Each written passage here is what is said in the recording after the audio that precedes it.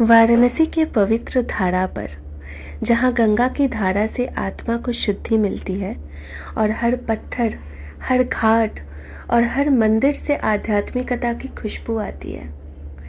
इस पवित्र शहर में जहाँ समय और स्थान की सीमाएं नहीं है और जहाँ हर क्षण एक नए अनुभव का साक्षी है, जहाँ हर शाम गंगा किनारे माता गौरी एंड शिव की ध्वनि गूंजती है और जहाँ मृत्यु को भी उत्सव की तरह मनाया जाता है। बनारस की यात्रा एक यात्रा नहीं है, बल्कि एक आत्म खोज है, एक आत्म सक्षमता की यात्रा है।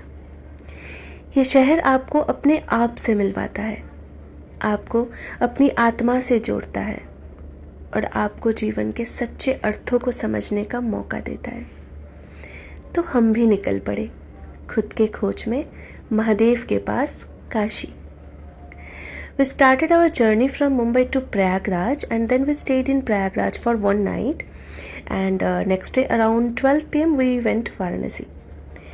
प्रयागराज में ये हमारा स्टे था, एक कॉन्डो जो हमने एयरबीएनबी से बुक किया था।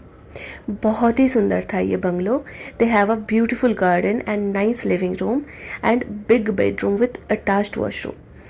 And they also have some cute sitting area as shown in the picture. It was really a peaceful stay. We reached there almost at 3 PM and then fresh होके हम निकल पड़े आलू समोसे चाट खाने सैनिक नाम के एक शॉप में. Guys, trust me, they have the best chaats and jalebi rabri ever. वहाँ से थोड़े ही दूर था एक फेमस शॉप जिसका नाम तो मैं भूल गई, बट हाँ, वहाँ के आलू टिक्की चाट एंड दही भल्ला मुझे ज़रूर याद है. प्रयागराज की सर्दियों की सुबह, जब धुंधले कोहरे से शहर ढक जाता है, तब हम निकल पड़े त्रिवेणी संगम की ओर, जहाँ गंगा, यमुना और सरस्वती की संगम होती है. इसी संगम के पास खड़े होकर आप महसूस कर सकते हैं कि ये शहर आपको कुछ देने के लिए तैयार है, कुछ जो आपको अपने जीवन को बदलने की शक्ति देगा. कोहरे से ढकी हुई सड़कें, धुंधले में खोए हुए मंदिर और त्रिवेणी संगम के पास बहती हुई गंगा की धारा, सभी मिलकर एक ऐसा दृश्य बनाते हैं जो आपको अपने आप में खो देता है. पौराणिक कथा के अनुसार त्रिवेणी संगम वो स्थल है जहाँ तीनों नदियाँ मिलती है, गंगा, यमुना, सरस्वती. इन तीनों नदियों का उद्गम स्वर्ग से हुआ था और वो पृथ्वी पर बहने के लिए उतरी थी. सरस्वती नदी जो अब अदृश्य है, हिमालय से निकलकर गंगा और यमुना में मिलती थी. इस संगम की रचना भगवान ब्रह्मा ने किया था, जो सृष्टि के रचयिता है. जब हम गए थे उसके कुछ ही दिनों बाद महाकुंभ शुरू होने वाला था, जो अभी वर्तमान समय में चल रहा है. लाखों श्रद्धालु और तीर्थयात्री संगम में स्नान करने, प्रार्थना करने और अनुष्ठान करने के लिए आते हैं, खासकर कुंभ मेले के दौरान, जो हर 12 साल में लगता है.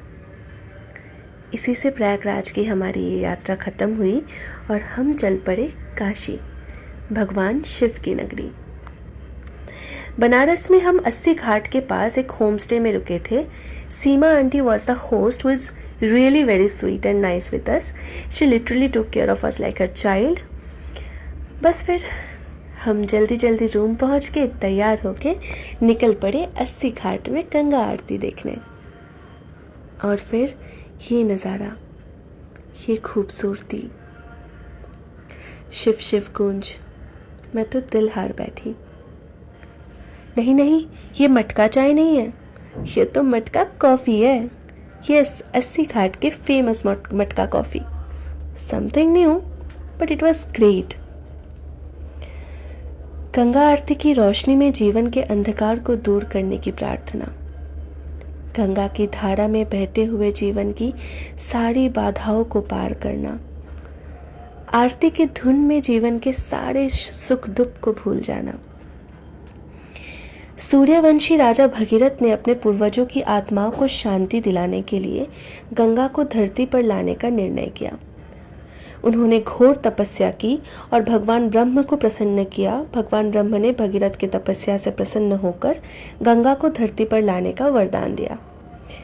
किंतु गंगा की धारा बहुत तेज थी उस धारा को नियंत्रित करने के लिए भगवान शिव ने अपने जटाओं में गंगा को धारण किया। इस प्रकार भगीरथ की तपस्या और भगवान शिव की कृपा से गंगा धरती पर आए और उसने भगीरथ के पूर्वजों की आत्माओं को शांति दिलाई। इसी प्रकार जब गंगा वाराणसी में आए तो उन्होंने शहर को अपनी धारा में बहा लिया। भगवान शिव ने गंगा की धारा को नियंत्रित करने के लिए अपनी शक्ति का उपयोग किया और गंगा को वाराणसी में स्थापित किया। इस प्रकार वो वाराणसी में स्थापित हुए और शहर को अपनी पवित्रता और शक्ति से भर दिया। ये शहर भगवान शिव ने माता गौरी के साथ बसाया था। तो चलिए आप भी हमारे साथ बोलिए, नमः पार्वती पते हर हर महादेव। अब लगी थी भूख एंड सीमा आंटी से हमको इन्फॉर्मेशन मिला था एक नाइस दाल बाटी चोखा वाले रेस्टोरेंट के बारे में, जो कि 80 घाट के पास में ही है। अगेन मैं नाम भूल गई, पर वहाँ के दाल बाटी चोखा ओए होए होए। सबसे अच्छी बात थी ये रेस्टोरेंट बिल्कुल गंगा के पास में ही थे, जहाँ से ये नज़ारा मिल रहा था। ये सुबह का व्यू है। अगले ही दिन सुबह हमने काल भैरव मंदिर से अपना यात्रा शुरू किया। काल भैरव, जिन्हें काशी का कोतवाल भी कहा जाता है, उनके दर्शन किए बिना भगवान विश्वनाथ का दर्शन भी अपूर्ण है। काल भैरव दर्शन के बाद हम चले आत्म विश्वेश्वर मंदिर। वाराणसी का एक और महत्वपूर्ण मंदिर है आत्म विश्वेश्वर मंदिर, जो भगवान शिव को समर्पित है। इस मंदिर का नाम भगवान शिव के एक नाम पर आधारित है, जिसका अर्थ है आत्मा का स्वामी। इसके बाद हम आ गए सिद्धेश्वरी माता मंदिर। इस मंदिर के वास्तुकला बहुत ही अनोखी और आकर्षक है एंड मंदिर के बाहर ही एक कूप है जिसे चंद्रकूप के नाम से जाना जाता है, जहाँ से चंद्रदेव जल लेके शिव अभिषेक किया करते थे। ये कूप मिट्टी के अंदर से सीधा मणिकर्णिका से जुड़ा हुआ है। बस इसी से हमने इस साल को अलविदा कहा, क्योंकि कुछ ही घंटों में नए साल की शुरुआत होने वाली थी। नए साल के आगमन के उत्सव माने हम बिल्कुल सुबह पहुंच गए थे काशी विश्वनाथ मंदिर शिव जी के दर्शन पाने की आशा में। इससे अच्छा शुरुआत क्या ही हो सकता है। दिल में भक्ति, आंखों में आंसू, शिव को पुकारते हुए उनके दर्शन कराई। उसी शाम हम ललिता घाट में आए थे लाइट शो देखने, जो कि बहुत ही मनोरंजक और काफ़ी ज्ञान मिलती है। इससे पौराणिक कथाओं की ज्ञान मिलती है। ललिता घाट का इतिहास और पौराणिक कथा बहुत प्रसिद्ध है और हिंदू धर्म में बहुत महत्वपूर्ण भी मानी जाती है। ललिता घाट का नाम देवी ललिता के नाम पर रखा गया था, जो भगवान विष्णु की पत्नी लक्ष्मी का एक रूप है। ये घाट वाराणसी के सबसे पुराने और सबसे पवित्र घाटों में से एक है। देवी ललिता ने वाराणसी आकर भगवान शिव जी की पूजा की थी। उन्होंने गंगा किनारे एक मंदिर बनाया था और वहां पर भगवान शिव की पूजा करने लगी। ललिता घाट का निर्माण 19वीं शताब्दी में नेपाल के एक राजा ने करवाया था। उन्होंने इस घाट का निर्माण देवी ललिता के सम्मान में करवाया था और यहाँ पर एक मंदिर भी बनवाया था। यहाँ पे ललिता स्तोत्रम भी वर्णन किया गया है, जो कि देवी ललिता की स्तुति करते हैं। ये स्तोत्रम संस्कृत में लिखा गया है और इसमें 100 श्लोक है। ललिता स्तोत्रम की रचना आदि शंकराचार्य ने किया था, जो एक महान विद्वान और दार्शनिक थे। ये स्तोत्रम देवी ललिता की महिमा का दर्शन करता है। ये स्तोत्रम देवी ललिता की कृपा प्राप्त करने के लिए भी पढ़ा जाता है। अगले ही दिन हम निकल गए वाराणसी के घाटों में खो जाने, गंगा मैया की गोद में घूमने। बनारस में कुल 88 घाट्स हैं, जिनमें से 80 घाट, दशाश्वमेध घाट, मणिकर्णिका घाट, हरिश्चंद्र घाट, केदार घाट, तुलसी घाट, चेत सिंह घाट, ललिता घाट, विजयनगर घाट, राजेंद्र प्रसाद घाट और नमो घाट सबसे प्रसिद्ध है। मणिकर्णिका घाट, ये वो घाट है जहाँ मृत्यु को उत्सव मनाया जाता है, सबको मोक्ष प्राप्त होती है। यहाँ के आग कभी बुझते नहीं है। यहीं से हमने जीवन की सच्चाई और मृत्यु की अनिवार्यता का ज्ञान मिलता है। बनारस में हर पत्थर, हर घाट, हर एक गलियां और हर मंदिर एक कहानी कहता है, जो हमें अपने अतीत से जोड़ता है और हमें अपने वर्तमान को समझने में मदद करता है।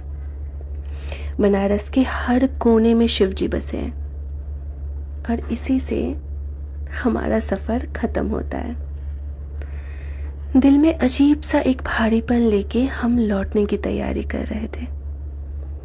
वापस मुंबई तो आ गए, पर खुद को कहीं छोड़ आए। वही बनारस के उन गलियों में, माता गंगा की गोद में और उन घाटों में, उस आरती के दिए की रोशनी में और बाबा विश्वनाथ के चरणों पर अपने दिल को, अपने आत्मा को, अपना एक अंश छोड़ आए। खुद के ही खोज में निकली थी, खुद ही को हार कर आ गई।